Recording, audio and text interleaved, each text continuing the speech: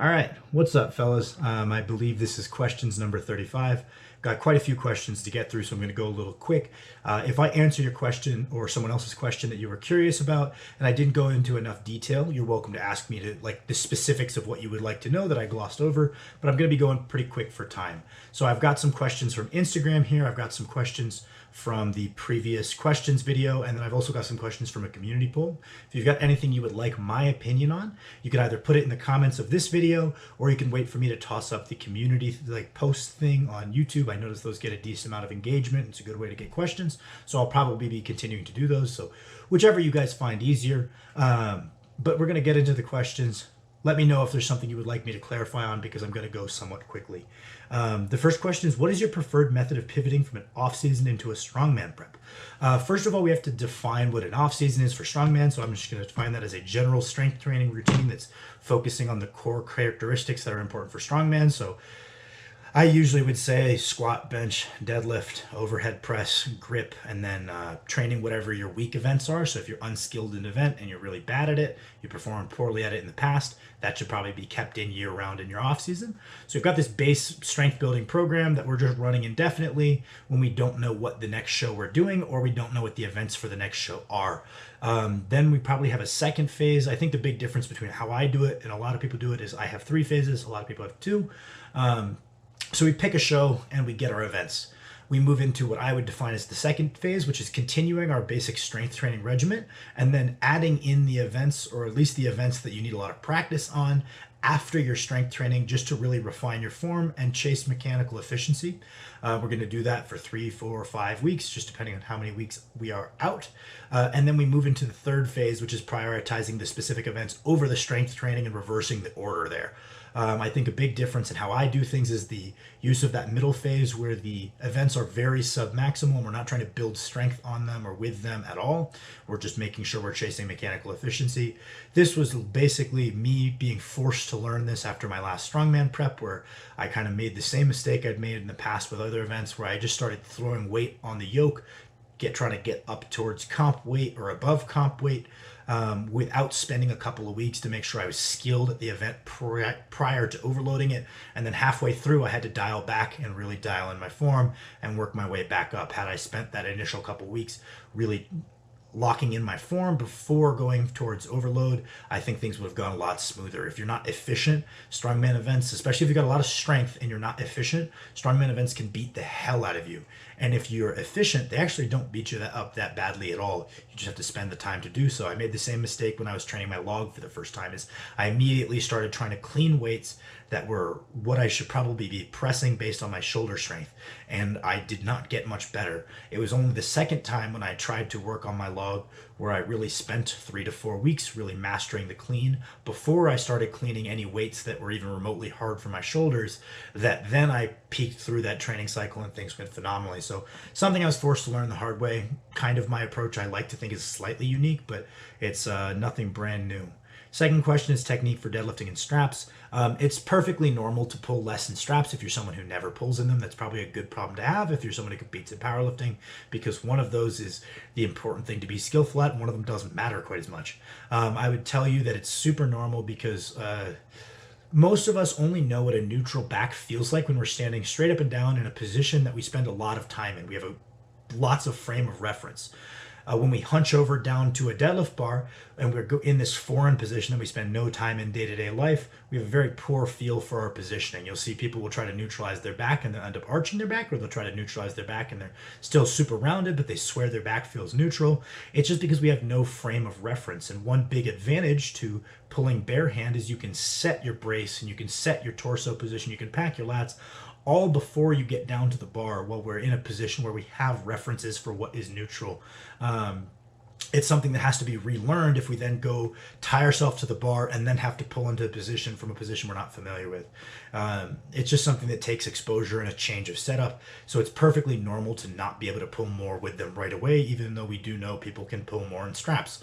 It just takes a different technique, and you have to practice that new technique enough time to really take advantage of the straps, especially if you're someone who really kind of sets their full brace higher up in the pull before grabbing the bar and then goes. So pretty normal. I wouldn't stress about it. You can roll the bar out in front of you while you're strapping in. That way you've got more room to breathe. You can take a knee, but you still have to be able to find that different position in a different manner than you're used to. So it's just takes time. The next question is determining squat width, high or low bar placement. Honestly, I'm not going to give you a hard and fast rule because that's so multifactorial that even if I give you guys a solid rule and 9 out of 10 people it might be good for, 1 in 10 people it's bad for, I don't want to lead 10% of people astray. I wouldn't feel too good about that. So what I would tell you is if you're a beginner or an intermediate lifter, if it feels comfortable, it kind of checks the basic boxes. I wouldn't stress too much about it. I see people stress about, oh, I squat too deep. How do I cut my depth more? If you get big and strong, that especially if you squat low bar, that depth will go away with time. If you look at their hip crease relative to their knee, even the really strong Olympic lifters who squat ass to grass, it's not that far below parallel, especially for the shorter limbed guys, because they're getting so much forward knee travel and their legs are larger. Just getting stronger, the ability to squat through excessive range of motions will often go away unless you're already a very advanced lifter already. Then you might need to address those little technical efficiency things. But if you're a beginner or an intermediate, squatting through a greater range of motion is probably just going to lead to more leg growth, which is probably the most important part of increasing your squat. There's a study conducted on elite powerlifters, and they concluded that 60% of the variance in 1RM strength could be explained just by the muscle mass of the primary movers. So technique and leverages and everything else aside, that's only 40%. The size of the primary movers accounted for 60% of the variance. So we can all learn from that and say, okay, well, putting on muscle in the relevant primary movers is something that's very important.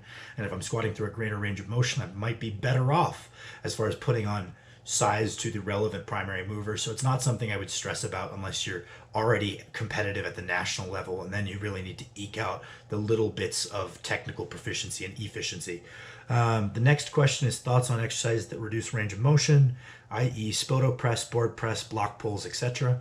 Generally speaking, I'm not big on partials. I think because most people need to just put on muscle to become better, training through a full range of motion for more volume is oftentimes better. But I'm just going to apply my general old rule of thumb, which is if it's making a lightweight harder, then I might be okay with a partial.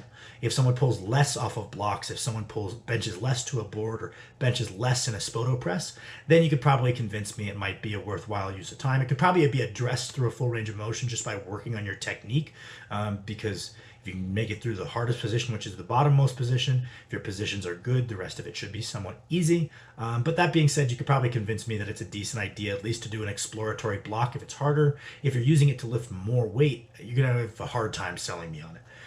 The next question, is it beneficial to train bench using a fat pad to handle more weight consistently? No, I don't think effective training really needs much overload at all. I think that if your goal is to maximize your bench on a competition style bench, most of your bench or all of your benching should be spent on the thing that we want to be skillful at. Overloading in an easier situation very rarely leads to better results in a harder situation. Then the final question from Instagram is knowing when to cut, bulk / or maintain. That's super individual. I think that comes down to your own tolerances as far as body fat levels. If you really don't like how you look, you're probably going to burn out on lifting. If you associate getting stronger with being fat, you're going to come to hate lifting and getting stronger and give up. So you got to focus on, working within the constraints of what you can tolerate. But that being said, I think rapid, extreme bulking and cutting cycles, I see a lot of people stunt their progress. I generally think those things should be done slow and steady. So if you're going to gain weight for a while, you need to commit to a small caloric surplus for an extended period of time to gain appreciable muscle mass and not just give up the second you can't see your abs.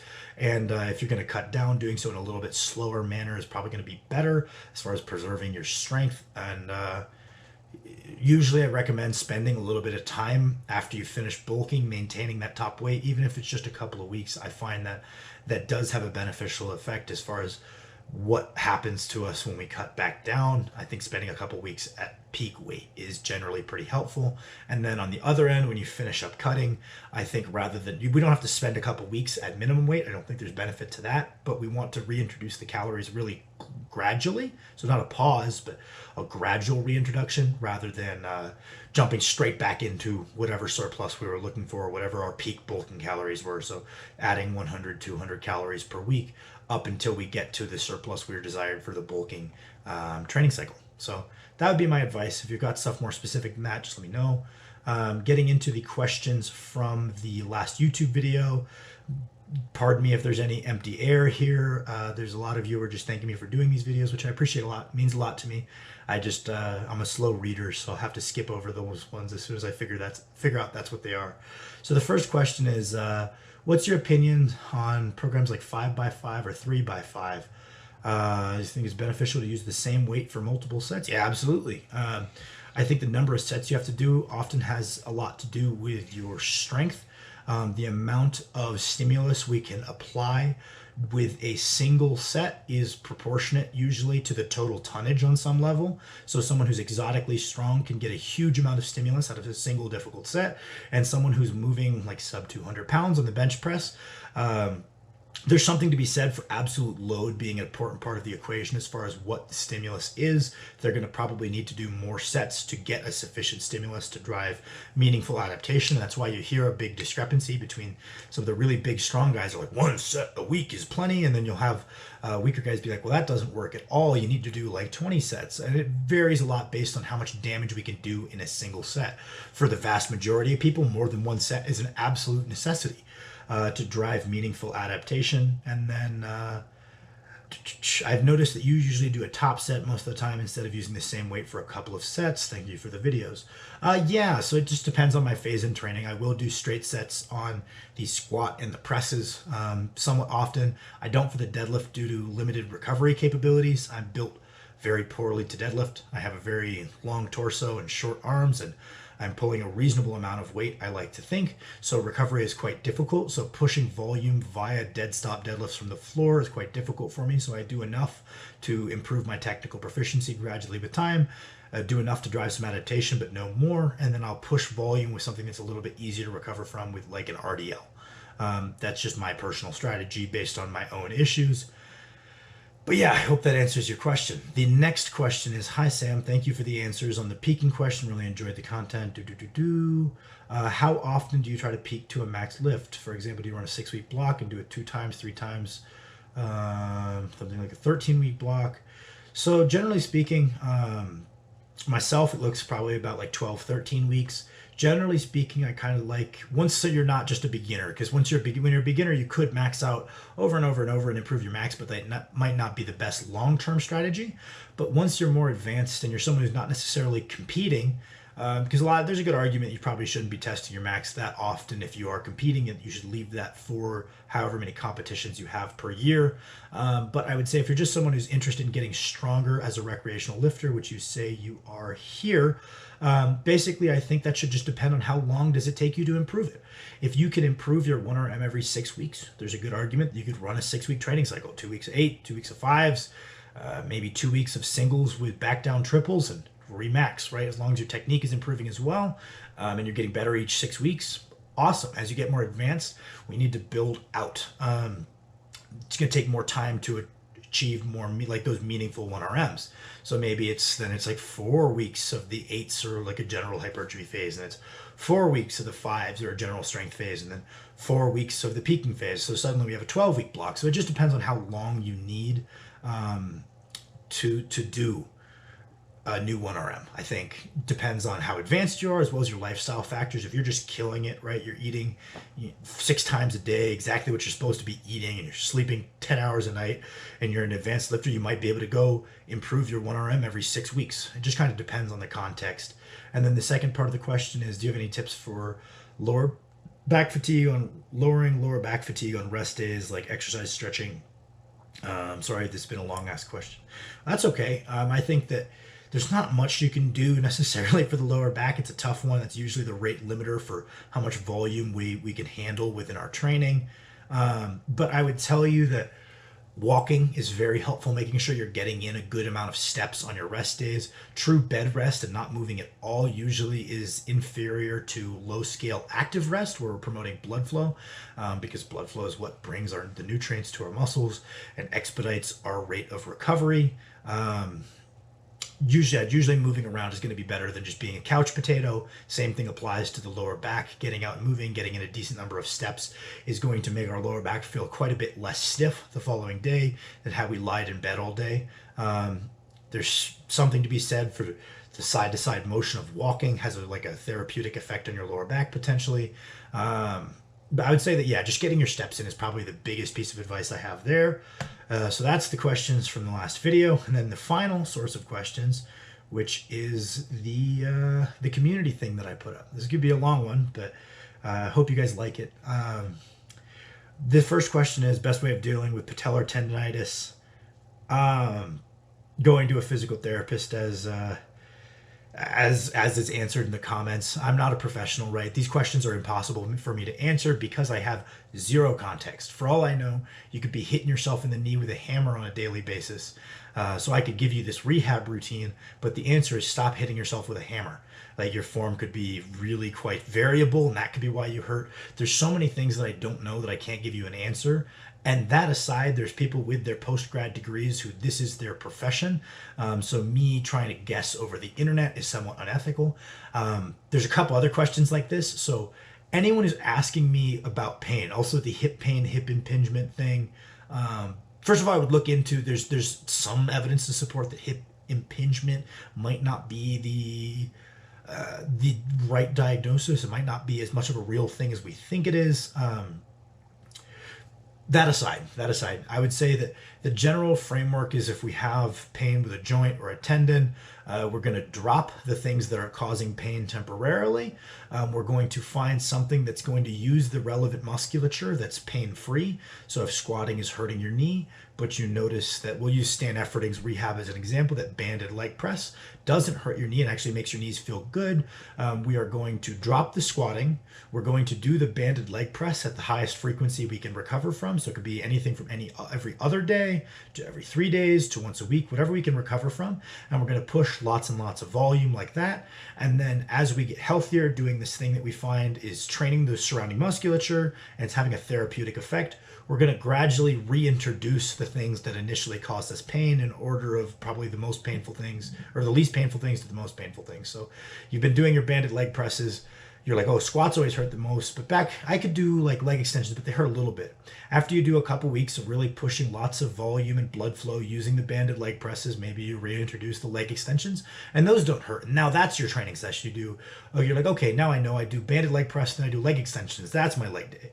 And then you're like, oh, well, walking lunges used to hurt a little bit more, but I feel pretty good. You're able to do those, slowly scale into those. That's your session. And then we finally reintroduce the squatting. And then we probably keep the banded leg press around just to maintain whatever that's been training. The same thing could potentially be applied to the hip. So anything that's causing the discomfort is temporarily dropped. Anything that lets you train your hip musculature that's completely pain-free is kept in, pushing lots of bodybuilding style volume, lower rest times, promoting blood flow. Maybe squatting from a stance that causes no discomfort is what we can switch to, but we drop everything that causes discomfort, keep in the things that cause no discomfort, and then gradually reintroduce the things that were causing discomfort.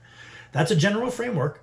But I'm not going to tell you anything specific about any of your guys' injuries because A, I don't know about the legality of that, right? B, I don't know. C, maybe you have to stop hitting yourself with a hammer. So that's going to be my framework. I hope that's helpful, but that's all I'm giving you guys. In the future, I'm going to just like, I don't know, I'm going to make a video about this and I'll just refer to this video. The next question is, what's the most Oonga Boonga training programming strategies you find yourself using successfully for your lifters? Man, there's a lot. I mean, it depends who you ask what's Oonga Boonga, right? I've been thinking about this question. I'm like, well, shit, it depends who you ask. If you ask someone who's like really RPE based, they might tell you that like a weekly AMRAP at a rising weight is real Oonga Boonga training. And I've seen plenty of people have success with that. Some people would say that like blind RPE based training where I just say single at 9, back down 3x5 at 7. On some level, that's Oonga Boonga training. If it's not really customized to the person, I've seen that work. I've seen work up to a single at a fixed RPE and then just take percentage based back downs. I've seen that work very well. What Max and I used to do, I guess Max and I, what we used to do in the day is We would start around 55 to 60% of 1 RM. We would take that for 9 reps, add 5% to the bar, do 8 reps, add 5% to the bar, do 7 reps, ending with a double at about 95%, test a max, rinse, repeat. Nothing advanced about that, but it got us pretty far as long as we were diligent about regulating our accessory and our back down volume to what we needed to drive meaningful week-to-week adaptation. That arbitrary top set thing, there's nothing special about it, nothing smart about it, to be honest. But yeah, I mean, even like I've seen people respond to lower specificity, right? So actually dropping back the bench frequency and then making the secondary day contain no bench, and it's just a dedicated like push day with no benching at all, right? So maybe we're not focusing on technical qualities at that point, we're just putting on muscle mass. I think that's something that's been the real Oonga Boonga thing, is the number of people I've seen respond to lower specificity training for seemingly no reason. I'm going to guess it has something to do with enjoying training, leading to them training harder, but on paper it's certainly confusing and doesn't make sense. The next question is the hip impingement. Refer to my earlier one. The next one is, are there many 8 to 12 week hypertrophy programs? Oh, there are many 8 to 12 week hypertrophy programs. I've seen many athletes have hypertrophy block cycles consisting of a few weeks at a time. Do you think that any significant muscle can be built during that time? That is a super interesting question. Mike Tusher, who's someone I respect tremendously, I believe to be one of the best coaches of all time, put up a post about this that I thought was extremely thought-provoking. He basically was like, what does significant amount of muscle mean? By definition, significant amount of muscle is anything that's going to impact our ability to output force, which is any amount of muscle mass. We know that correlation between muscle mass and force output of the muscle is pretty direct. So any amount of hypertrophy is by definition meaningful. There's people like Shane German, who's Luke Richardson's coach, will run single week hypertrophy phases. It'll go like strength, like a hypertrophy phase, a strength week, and then a peak week or a power week, right? Rinse, repeat, and the hypertrophy weeks are done one at a time, and sees plenty of success. So there's a very strong argument to be made that there is no minimum duration of a hypertrophy phase.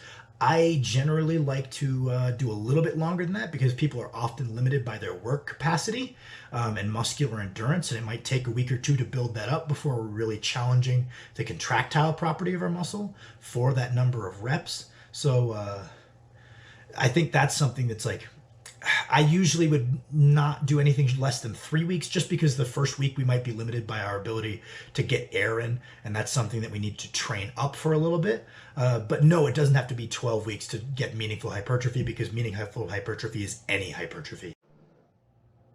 All right, what's up, fellas? Just getting back to the last 3 questions. I got waved the video off because we got a text that our seat was ready where we were going to dinner. Good 45 minutes before it was supposed to be ready, so we had to get ourselves back on the waiting list, but gonna finish the video strong. Last 3 questions. First question is, how did you choose Wooper as your profile picture? Just my favorite Pokemon, pretty simple one. I've always liked playing Pokemon, and Wooper happens to be my favorite. Couldn't think of anything else to put as the icon, to be honest. I think it's weird to have a little picture of yourself there. People know what you look like. The next one is, with respect to submaximal plus AMRAP training, is 531 a decent choice for that? Then just waive the accessory volume, 3 weeks plus deload. Okay, so 531 is a great program as long as you include a little bit more upper body volume. In my opinion, I do like it. I think it's a great progression that can be run until you're a very high level lifter. As long as you push that volume up a little bit. And I think I've talked about this in past videos. I don't necessarily see a need to deload every 4th week. I think that can be a very good strategy for people who are exotically strong to manage their either overall fatigue or small, like soft tissue fatigue that they can accumulate really rapidly with the weights that they're moving. But I think that most beginner, intermediate, even low level, or a lot of advanced lifters would be better off, rather than exceeding their maximum recoverable volume every 3rd week, and then deloading, would be better off trying to never exceed it and just continually training below their maximum recoverable volume by enough of a margin that even if you sleep poorly, your MRV comes down, your training still stays below that. That's usually the kind of the sweet spot I like to have people hang around. And then deloads are more reactionary. If your MRV comes down a lot due to some lifestyle factors. We accrue too much fatigue, then we can deload to compensate for that. But I generally think that you shouldn't need to deload your accessories every fourth week. I don't think that's losing every fourth week of training as far as a hypertrophy stimulus goes is not great.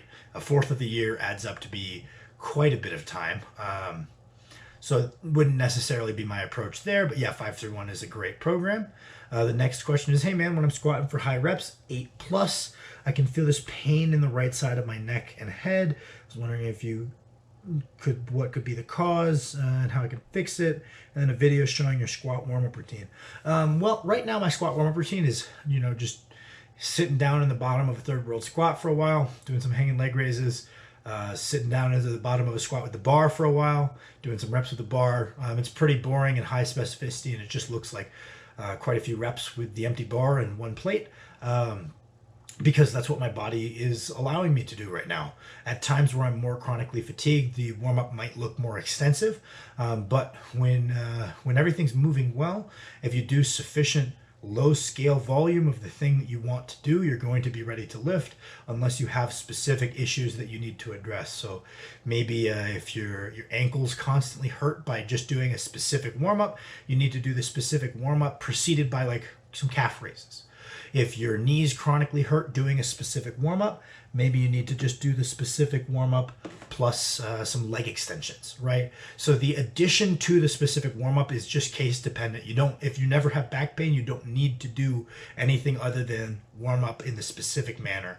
If you never have knee pain, you don't need to do anything, like you don't need to warm up your knees extra. It doesn't make any sense. So anything on top of that baseline specific warm-up is going to be based on your individual, aches and pains. As far as the head and neck, I'm not a physical therapist. I really am not sure. I think there's a good chance it's kind of like maybe just an exertion headache. I looked at your videos. It's not like you have a tremendously high bar position. It's not sitting way up on your neck. But some people just get exertion headaches from high rep heavy squats. There's a good argument you could train perfectly effectively without ever training above 8 reps. So that could be a potential solution. You could get in the higher rep ranges on things that tolerate it better, maybe a front squat, maybe a split squat, something like leg presses, leg extensions. You could get in the higher rep work using the motions you do other than squats, and keep the squats, 6 reps for a hypertrophy phase, 4 reps for a strength phase, singles and doubles for a peaking phase. So that could be a workaround. I don't know as far as physiologically what might be going wrong though. And then the final question for the video, if I can get it back. The final question for the video is, what are your thoughts on single leg work, i.e. Bulgarian split squats trained as a heavy main motion? I know squat is ideal for strength and size overall, mandatory for powerlifters and similar strength sports, but for the recreational lifter using progressive overload and similar principles of strength training, can you make a substitute gain for length? My initial reaction to this question is, why not do both? You're not limited to choosing one or the other. If you just hate squatting, what I would recommend is finding a squat pattern motion that you don't hate. It sounds like you're not a power lifter. You're not tied to a competition style back squat. So if you hate back squatting, but you don't mind front squatting, front squat. If you hate front squatting, but don't mind high bar squatting, high bar squat. If you don't mind SSB, whatever squat pattern motion you don't mind doing. If it's just general strength training, I think you'd be remiss to not have a bilateral squat pattern motion somewhere in the program. I think that would just be missing out on some easy gains.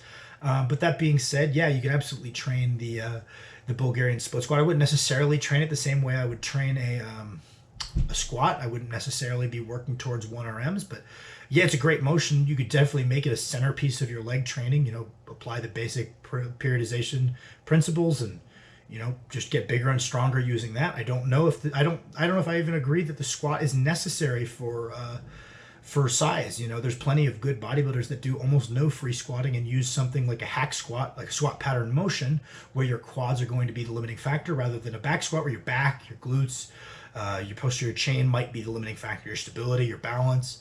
From a hypertrophy perspective, none of those things should be the limiting factor. It should be purely contractile property of the quads. So it's not necessarily to be as big as possible. I'd say it's a pretty simple way to get stronger, but it's not necessary for getting stronger. So you could do it without it. but the real question is why. So I hope you guys like my video. I'm going to try to splice together two parts and make it not look too ugly. Please let me know if you have any questions. Thank you for watching my video.